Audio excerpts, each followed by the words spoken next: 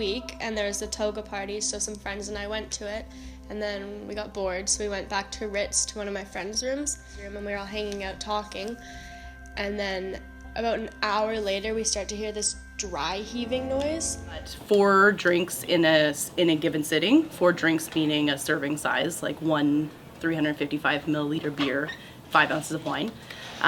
So it's 4 for females and 5 for males in a sitting, which is usually defined as over 2 or 3 hours. So that's the definition of binge drinking according to Health Canada. When I opened the door, there was a boy lying there with puke all over him and everywhere in the bathroom except in the toilet, the one place it should have been. He was non-responsive, he couldn't move, he couldn't even hold himself up, he was just lying there. And then we had no idea what to do, and then we asked the boy who lived there who this was, and he had no idea. So there was some random person in his bathroom lying there, non-responsive. So I ran and tried to find an RA, and then once I finally found one, brought her, and then she had to go get a second RA, because then at this point we called the paramedics.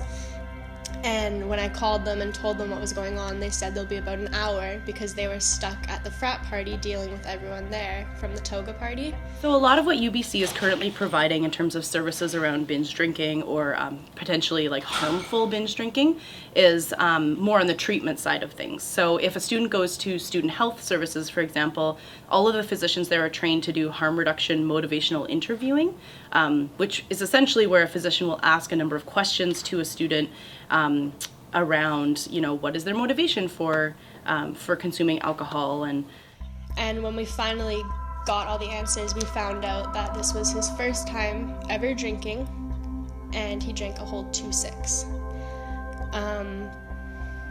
We just tried to give him water. At this point we were trying to make him throw up the water just to help him, because that's what the paramedics had told us to do, and just to keep him conscious. He ended up finally sobering up, but that was probably one of the scariest nights, just because we had no idea who he was. He couldn't talk to us, he could barely even look at us, and he couldn't hold himself up. So binge drinking is something that is affecting most universities and colleges in North America, in both Canada and the United States. In fact, we do have a pretty good sense of what the UBC binge drinking rates are based on the National College Health Assessment data from 2013 and from 2009 when UBC has participated. And it was similar to other universities where it's about 30% of students will identify that they have had 4, 5 or more drinks in a 2 to 3 hour sitting. Usually that's happened for about 30% of the students in the last 2 weeks. So it might seem as though it's happening a lot more than it actually is, particularly for people who are maybe in environments like residences, and it seems like all of your friends are doing it. Whereas if you actually look at that data, like I mentioned, the 30%, most people are usually quite surprised that it's so low. A lot of people who drank before when they were in high school, they know how to handle themselves a little better compared to those who had been, their parents were strict all throughout high school, and now they're finally free and get to go and binge drink.